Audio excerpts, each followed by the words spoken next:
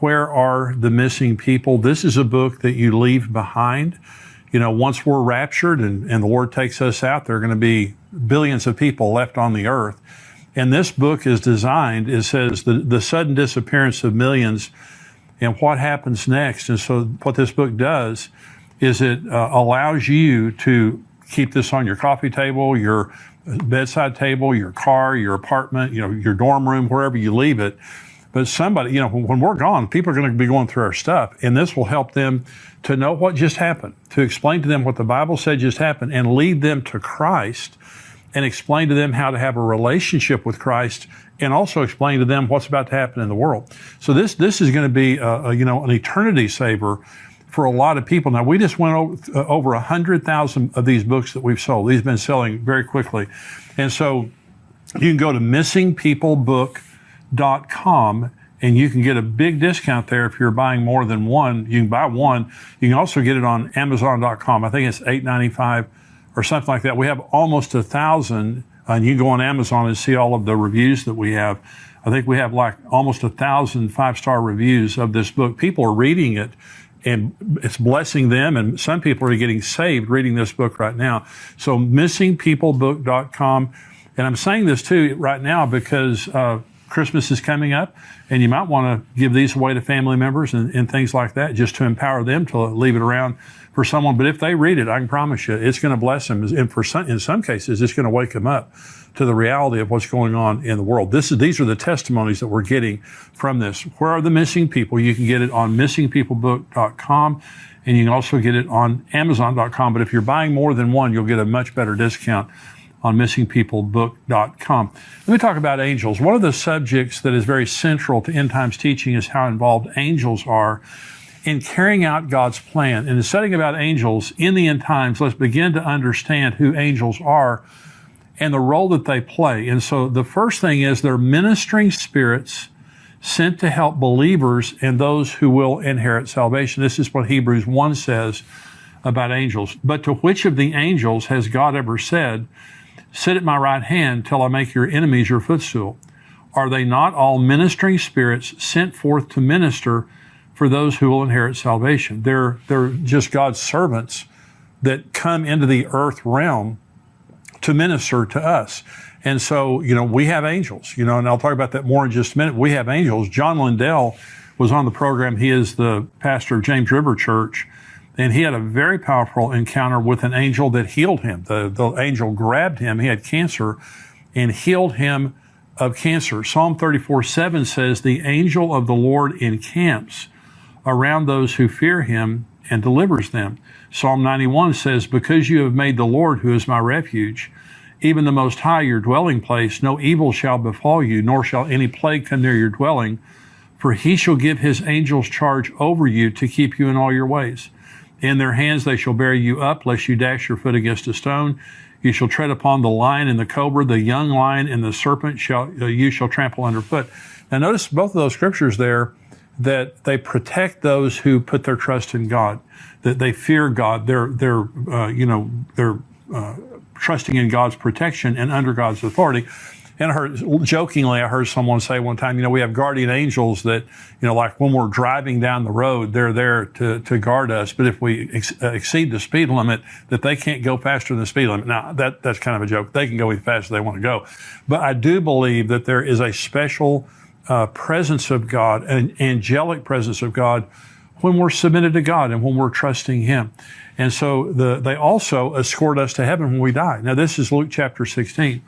There was a certain beggar named Lazarus, full of sores, who was laid at his gate, desiring to be fed with the crumbs which fell from the rich man's table. Moreover, the dogs came and licked his sores. So it was the beggar died and was carried away by the angels to Abraham's bosom. The rich man also died and was buried, and being in torment in Hades, he lifted up his eyes and saw Abraham afar off and Lazarus in his bosom. Now, notice it says the angels carried Lazarus. It didn't say they carried the rich man. And so now I've been at the bedside of many, many believers when they died. Let me tell you, when I was a young pastor, I dreaded doing funerals, and I dreaded people dying in the church that I pastored. But when it started happening, one of the things that I noticed was the presence of God at the death of a Christian is unbelievable. It's one of the most precious things in the world, most powerful things in the world. And my father-in-law died a few years ago, very strong Christian, went to sleep and never woke up again. And so we talked to the hospice nurse, and she said, well, he's maybe a day or two away from passing. And she said that don't be surprised right before his heart stops beating if he doesn't open his eyes and reach his arms out. She said, because the angels come for him. Well, if there's anyone who knows about that, it would be a hospice nurse. And she said it just matter of factly. Then I believed her. And so as a believer, when we pass, angels come and take us into the presence of God. And the Bible says that very clearly there. Children have angels. This is Matthew 18. Jesus said, take heed that you do not despise one of these little ones. For I say to you that in heaven their angels always see the face of my Father who is in heaven. So God evidently assigns an angel to each one of our children. And remember, up until about the age of 13, children, any child that dies goes to heaven. And so they're before the age of accountability.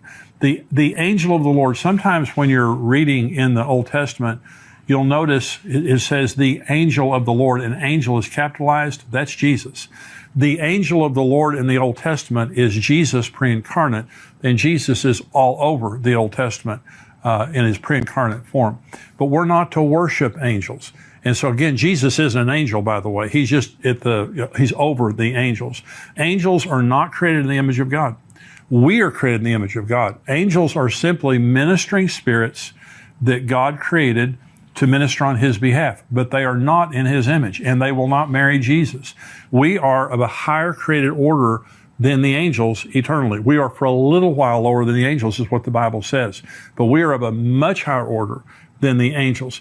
And so Colossians chapter 2 says, let no one cheat you of your reward, taking delight in false humility and worship of angels, intruding into those things which he has not seen, vainly puffed up by his fleshly mind, and not holding fast to the head, from whom all the body, nourished and knit together by joints and ligaments, grows with the increase that is from God.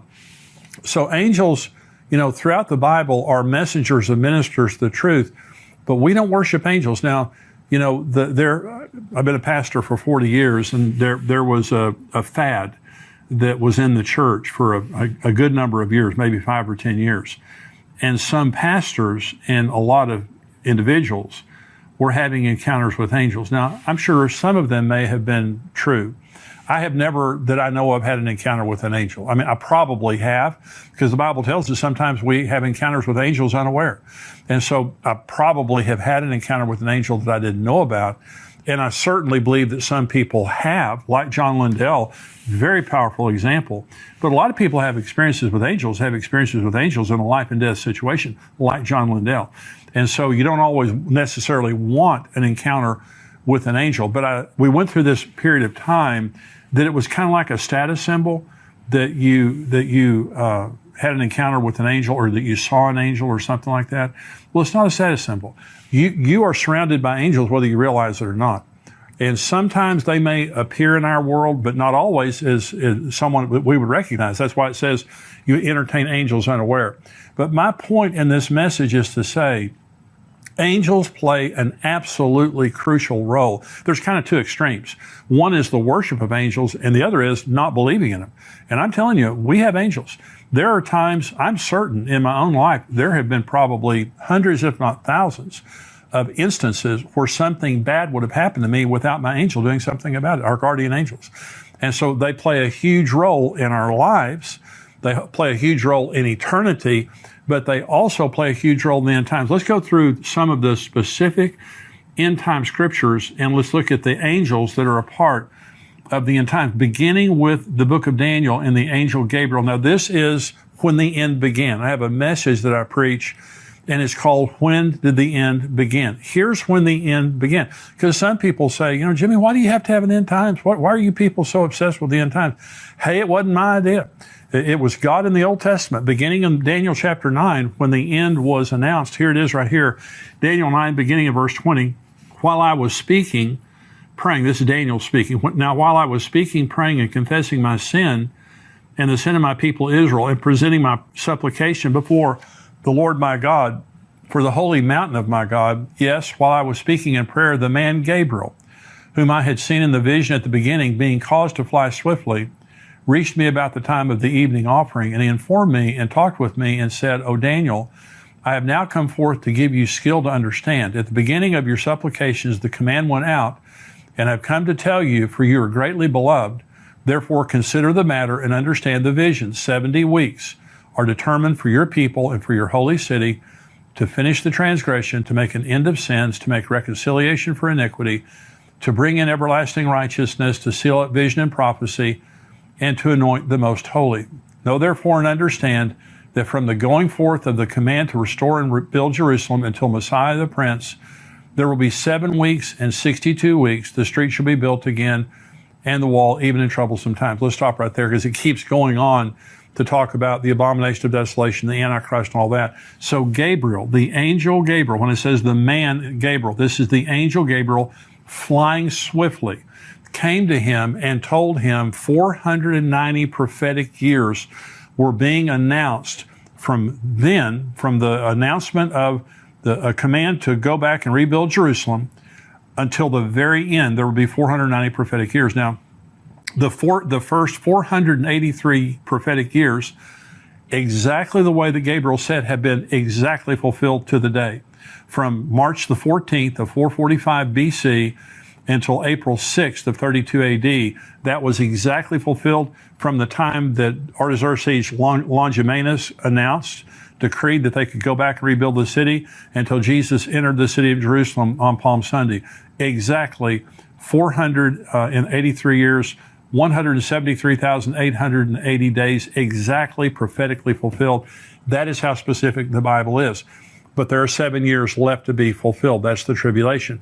And so Gabriel comes and says, it has been established, Daniel, that there are only 490 prophetic years left. So the end began whenever they announced, Artaxerxes announced that there could be the rebuilding of Jerusalem. It ends at the end of the tribulation. This age ends at the end of the tribulation. But God sent Gabriel, the angel, to begin all that. So angels also announced the location of the second coming of Christ.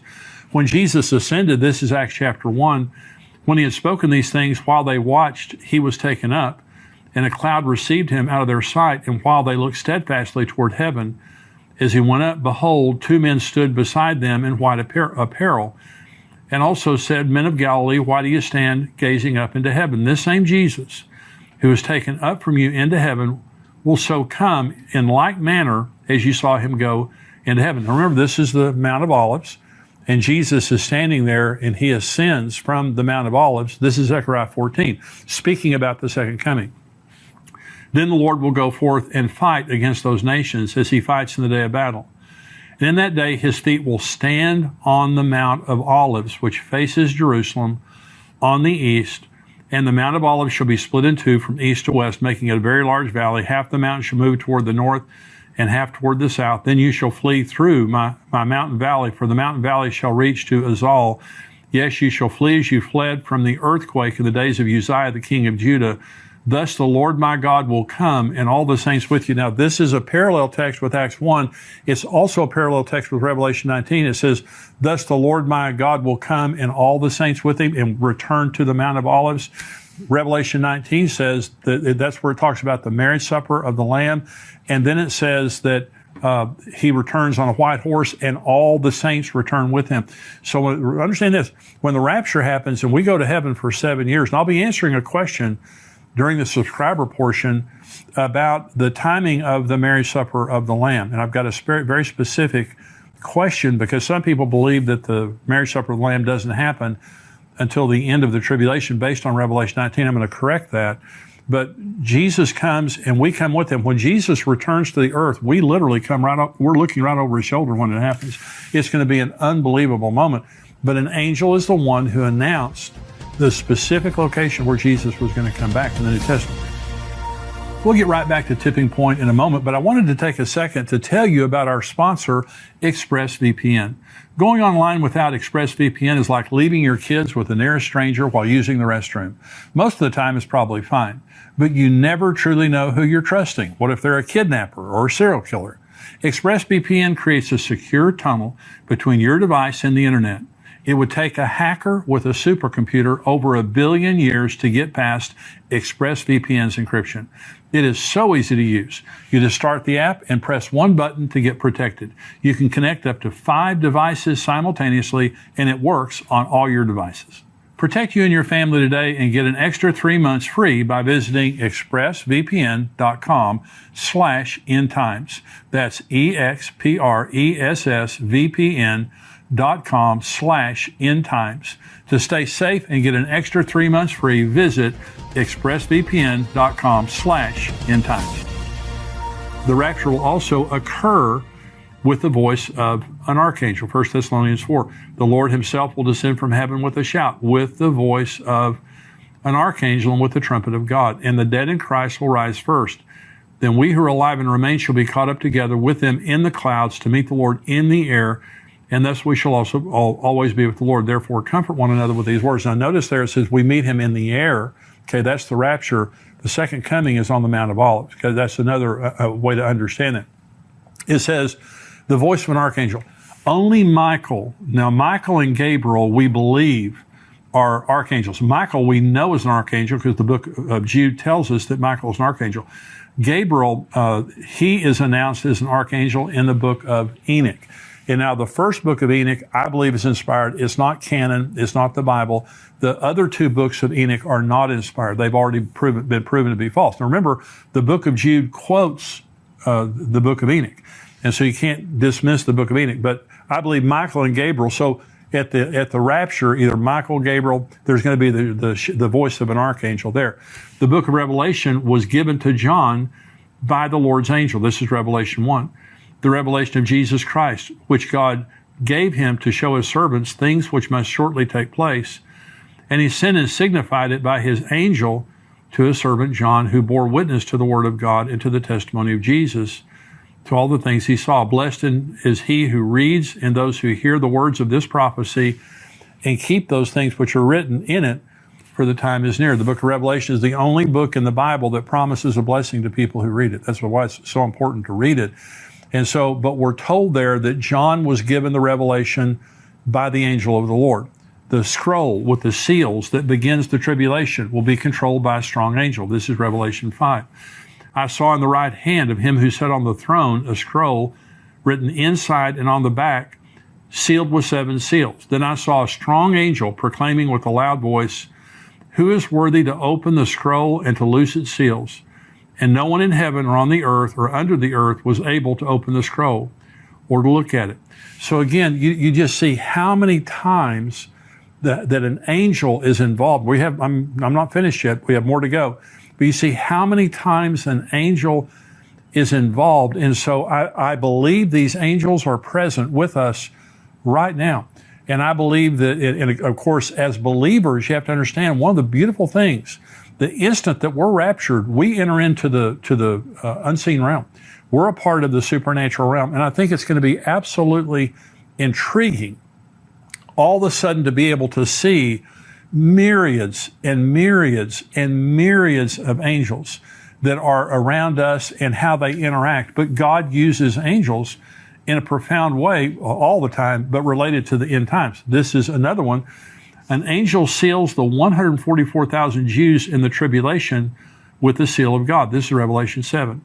After these things, I saw 4 angels standing at the 4 corners of the earth, holding the 4 winds of the earth, that the wind should not blow on the earth or the sea or in any tree. So there are 4 angels right there. Then I saw another angel ascending from the east, having the seal of the living God, and he cried with a loud voice to the 4 angels to whom it was granted to harm the earth and the sea, saying, do not harm the earth, the sea, or the trees, till we have sealed the servants of our God on their foreheads. And I heard the number of those who were sealed. 144,000 of all the tribes of the children of Israel were sealed. Now this is Revelation 14, again talking about the 144,000. Then I looked, and behold, a lamb standing on Mount Zion, and with him 144,000, having his Father's name written on their foreheads. So an angel is the one who seals the 144,000 in their forehead, because they're not going to be harmed. All these judgments that are coming in on the earth, they're not going to be harmed. But here's interesting. It says his Father's name. The Lamb was with the 144,000 because they go around the world proclaiming the gospel to the entire world. But his Father's name is on their forehead. So this is interesting. And I'm not preaching this as a doctrine. I'm sharing this as something that's interesting. And that is, there are those that believe that the church is the bride of Jesus and the Jews are the bride of the Father. Now remember, you go to Revelation 21 and you read about the New Jerusalem. It says there are 12 gates to enter the city of the New Jerusalem, and every gate has the name of a patriarch on it, the 12 sons of Jacob. Okay, so all around. But it has 12 foundations, and each of the foundations has a name of the apostle. So it's interesting, the New Jerusalem is branded both to the church and to the Jews. And so an example is before Jesus came, and in the Old Testament, before Jesus became the standard of salvation, what happens to David? What happens to Moses? What happens to Aaron? What happens to, all the wonderful people in the Old Testament? Well, they certainly don't go to hell. And so where do they go? So there are those that believe that in the New Jerusalem, this is shared by the Old Testament Jewish saints that are the bride of the Father and the church that is the bride of Christ. Interesting thing. Okay. Another one. 3 angels proclaim a universal message to the world in Revelation 14. It says, "Then I saw another angel flying in the midst of heaven, having the everlasting gospel to preach to those who dwell on the earth, to every nation, tribe, tongue, and people, saying with a loud voice, Fear God and give glory to him, for the hour of his judgment is come, and worship him who made heaven and earth, the sea, and the springs of water." Another angel followed, saying, "Babylon is fallen the great city, because she has made all nations drink of the wine of the wrath of her fornication." Then a third angel followed with them, saying with a loud voice, "If anyone worships the beast and his image, and receives his mark on his forehead or on his hand, he himself shall also drink of the wine of the wrath of God, which is poured out full strength into the cup of his indignation. He shall be tormented with fire and brimstone in the presence of the holy angels and the presence of the Lamb. And the smoke of their torment ascends forever and ever, and they have no rest day or night who worship the beast in his image, and whoever receives the mark of his name." Now, there's several things in there. The first is, it says that they'll be tormented in the presence of the Lamb and his holy angels. Satan is not the Lord of hell. Jesus is the Lord of hell.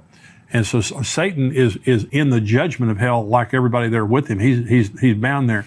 And so, but it begins by saying an angel came and proclaimed the everlasting gospel to the 4 corners of the world, every tribe, nation, and tongue. When Jesus said this gospel will be preached into all the world and then the end will come, that's when it happens. It happens through the church before the rapture. It happens through the 144,000 after the rapture. It happens through the 2 witnesses after the rapture. And finally, it happens with this angel in Revelation chapter 20, preaching the gospel supernaturally to every person on earth. And so these angels that are proclaiming the gospel, and Babylon is fallen, and the unforgivable sin of taking the mark of the beast, these are all angels proclaiming 3 important messages. And here's finally, an angel binds Satan for 1,000 years at the beginning of the millennium. This is Revelation 20. "Then I saw an angel coming down from heaven, having the key to the bottomless pit and a great chain in his hand. He laid hold of the dragon, that serpent of old, who is the devil and Satan, and bound him for 1,000 years. And he cast him into the bottomless pit and shut him up and set a seal on him, that he should deceive the nations no more, till the 1,000 years were finished. But after these things, he must be released for a little while." Here's the wonderful thing about that scripture. It just takes one angel. When it talked about the seals, it says a strong angel said, "Who is worthy to break the seals?" This doesn't even say it's a strong angel. So let me just say, first of all, when Satan fell, he took 1/3 of the angels with him. That means that 2/3 stayed with God. That means in the angelic realm, the angels of God are twice as powerful as the angels of Satan. But how much more powerful is God than Satan? It would be like the United States of America fighting 30 people. There's just no comparison. I mean, God is infinitely more powerful than the devil. So when it comes time to lock the devil up, one angel goes over and takes him and puts him in the bottomless pit. But I just want you to notice now the angelic participation in the end times, but the same is true for us today. We don't worship angels, but you need to remember, you have angels around you all the time. And God is using those angels in your child's life. The day that if Jesus tarries and we pass away, they're going to take us into the presence of God. In the meantime, we have guardian angels that are with us. They're ministering spirits sent to render aid to God's elect. So when you're praying for yourself, you're praying for your family, you're praying for your children, whoever you're praying for, angels are dispatched. God uses angels in a supernatural way in the earth realm to help us, but they are and will be a major part of the end times. Now I'm going to talk about Israel. We're going into the subscriber portion. I'm going to talk about some incredible things that are happening regarding the building of the third temple. I'm also going to be answering a lot of questions right now. We have a lot of end time questions that our subscribers have written in, so I'm going to be answering these questions. If you're not a subscriber to endtimes.com, it's $7 a month, $77 a year. You get the full Tipping Point podcast plus all of our videos and articles that come out all week long and all of our archives. $7 a month, and there's a 7-day trial period also. So pay your $7, try us out for 7 days. I guarantee it's the best $7 you'll ever spend. We would love to have you be a subscriber to endtimes.com. So if you're not a subscriber, go to endtimes.com. If you are a subscriber, if you're watching this on YouTube,